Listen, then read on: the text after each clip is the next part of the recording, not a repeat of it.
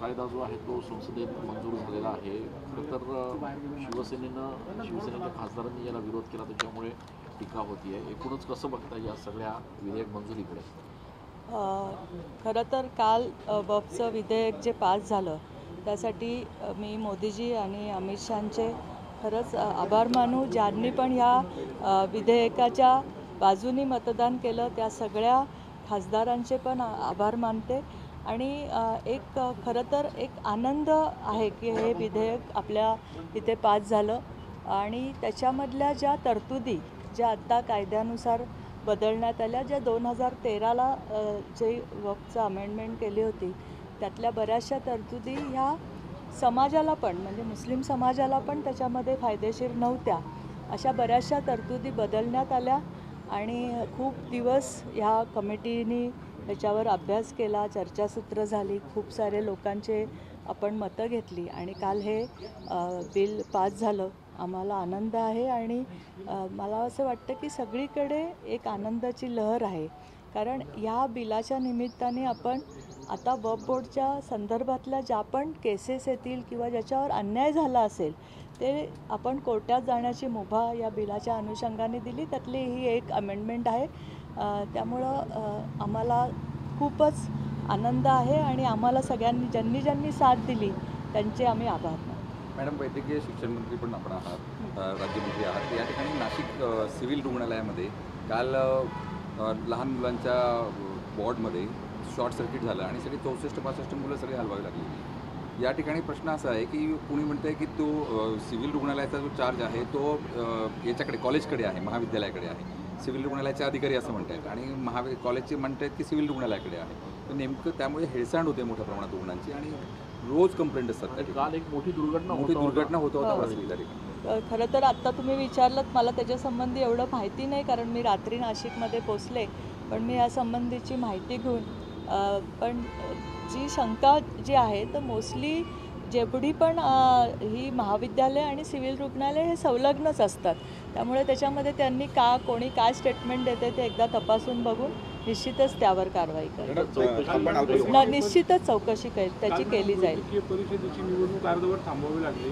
त्यांनी सांगितलं, सुप्रीम कोर्टाने आदेश दिले होते की थांबवावी, परंतु शासनाने काहीतरी गाईड करून असे मेसेज कलेक्टर किंवा जिल्हा यंत्रणांना पाठवले असा आरोप आता ह्या उमेदवारांकडनं किंवा जी डॉक्टर आहे सगळी राज्यातील त्यांच्याकडनं होतो. त्याच्या संबंधीची पण आत्ता जी काय आहे ती कारवाई चालू आहे.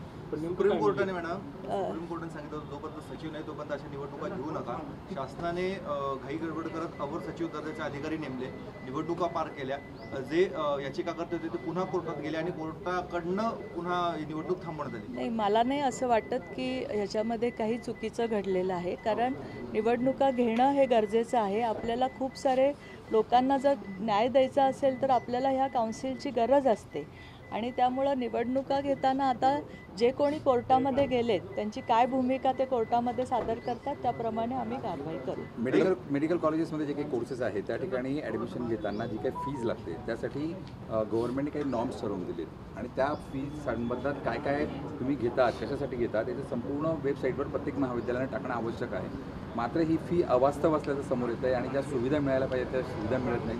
त्यामुळे पालकांमध्ये मोठ्या प्रमाणात संकट अनेक ठिकाणी तक्रारी होत आहेत. नाही, जी फी फिक्सेशन कमिटीनुसार जे आपल्या फी ठरलेल्या असतात त्याच पद्धतीने आपण या फीज घेतो. त्यामुळे अजून तरी माझ्यापर्यंत असं काही आलेलं नाही की जिथे समजा अशा काही तक्रारी आल्या असतील आणि जास्त फी घेत असतील जी नेमून दिलेल्या त्याच्यापेक्षा, तर आपण निश्चितच केस वाईज कारवाई करू. आणखी एक मुद्दा मॅडम, आपण आता वक्फ बोर्ड संदर्भात जी माहिती दिली, मुस्लिम लोकांना त्याचा फायदा होईल, पण अनेक मुस्लिम संघटना याला विरोध करतायत या संपूर्ण विधेयकाला. आपण या संघटनाशी चर्चा करून त्यांना आपण या संदर्भात माहिती देणार आहात का? नाही, त्याच्यामध्ये कसं आहे की काही संघटनांचं जसं तुम्ही म्हणलात तसे विरोधक पण आहेत ना. जेव्हा ही आपली लोकशाही आहे आणि लोकशाहीमध्ये विरोधक असणं हे लोकशाहीच्या जिवंतपणाचं लक्षण आहे. त्यानुसार जे काही विरोधक आहेत ते त्या बिलाला विरोध करणं हे साहजिक आहे. काही पुण्याच्या दीनानाथ मंगेशकर रुग्णालयामध्ये एका महिलेची प्रसूती होणार होती. 10 लाख रुपये भरले नाही म्हणून तिला ॲडमिट करून घेतले नाही. दुर्दैवी मृत्यू झाला. आपलेच आमदार त्यांच्या पीएची ती पत्नी होती. हो, कालच त्या संबंधी आम्हाला समजलेलं आहे आणि आम्ही लगेचच त्याच्यात पूर्ण चौकशीचे आदेश दिलेले आहेत. पण वारंवार कुठल्या ना कुठल्या रुग्णालयामध्ये अशा स्वरूपाची हेळसण होते. आता मुळात हे आमदारांचे निकटवर्ती होते म्हणून ही गोष्ट समोर तरी आली, परंतु सर्रास अशा घटना कुठल्या ना कुठल्या शहरात जिल्ह्यामध्ये होत असतात. विशेषतः धर्मादाय रुग्णालय. नाही, धर्मादाय रुग्णालयाचं म्हणजे मी तुम्हाला ह्या निमित्ताने खरंच सांगू इच्छिते की तुम्ही म्हणताय ती गोष्ट खरी आहे. बऱ्याचशा धर्मादाय रुग्णालय हे रुग्णांना सेवा देत नाही आणि त्याच्यावरच आम्ही आता की एक आरोग्यदूत बसवणं किंवा एक कमिटी तिथे स्थापन करणं धर्मादायाची, या सगळ्या गोष्टी आपल्याला करायला लागणार आहेत. आणि ही जी सगळी धर्मादायच्या अंडर येणारे हॉस्पिटल आहेत ज्याला आपण सोयीसुविधा पुरतो, त्यांनी हे आपल्या पेशंटला ह्या सोयी दिल्याच पाहिजेत. त्याचप्रमाणे आपल्या ज्या सरकारी योजना आहेत त्या पण त्यांनी लागू केल्या पाहिजेत. यासंबंधीची आत्ता आम्ही पूर्ण प्लॅन ते तयार करतो. ही कमिटी नेमकी त्याच्यामध्ये कोणाकोणाचा समावेश असेल आणि कधीपर्यंत याची अंमलबजावणी? नाही, ऑलरेडी त्याची धर्मादाय आयुक्ताची कमिटी आहे. ऑलरेडी रुग्णालयामध्ये आरोग्यदूत नेमणं त्याच्यावर आता आम्ही कारवाई करतो की एक धर्मादाय ह्याच्याकडनं एक आरोग्यदूत तिथे असेल की जिथे काही लोकांच्या तक्रारी असेल तर त्याच्या अनुषंगाने आम्हाला सोडवता येतील. रिक्षांचा अनिर्बंध असं रिक्षा चालकांचं नाशिकमध्ये आढळून आता लास्ट परिवहनचं तुमच्यामुळे असल्यामुळे सांगतोय. नाशिक पोलीस आता कारवाई करतायत RTOचं, पण रिक्षा चालकांवर बंधन असं जे प्रॉपरली आलं पाहिजे त्यांच्या सर्रासपणे नियमांचं उल्लंघन या ठिकाणी होतं. युनिफॉर्म नाही, काही नाही, महिलांची आरवाच्या भाषेत शिवीगाळ करून बोललं जात आहे आणि वारंवार हे उदाहरणं समोर येतात. कारवाई मात्र कुठलीच होत नाही. फक्त पोलिसांनी केली जुजबी, मात्र नाही, असं नाही आहे की कारवाई होत नाही. कारवाई निश्चितपणे होते. आणि काय आहे की रिक्षा चालक असतात ते जास्त तुमच्या सर्व लोकांच्याशी कनेक्टेड असतात. म्हणजे असं नाही की फक्त रिक्षा चालकांकडनंच होते, बाकी पण वाहनांच्या ह्याच्यामधनं तुम्ही जर बघितलं तर काही गोष्टी होतात. पण त्याच्यावर पण जर कुणाची तक्रार आली, काही आलं तर त्या तिथल्या तिथे त्या संघटनांशी बोलून त्या मिटवल्या जातात. एक साधी अपेक्षा असते की जो रिक्षा चालक असतो त्याच्या अंगावर गणवेश असावा, त्याच्याकडे बॅच असावा. हे देखील RTO विभागाकडनं बघितलं जात नाही. पोलिसांकडनं थोडीफार कारवाई होते, मात्र पुढे काही होत नाही. गेल्या काही दिवसामध्ये सातत्याने रिक्षावाल्यांकडनं प्रवाशांना त्रास देण्याच्या घटना घडलेल्या आहेत.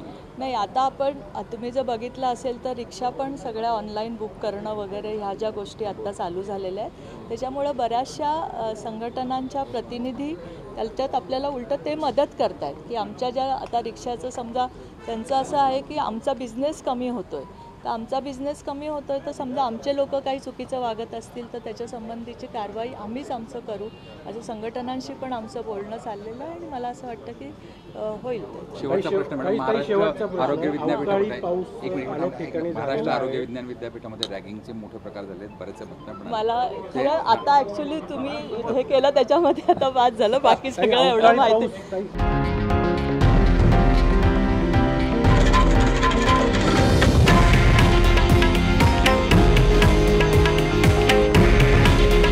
हे आहे देशातील नंबर 1 न्यूज नेटवर्क आणि आपण पाहत आहात TV9 मराठी. काळजी तुमची, हित महाराष्ट्राचं.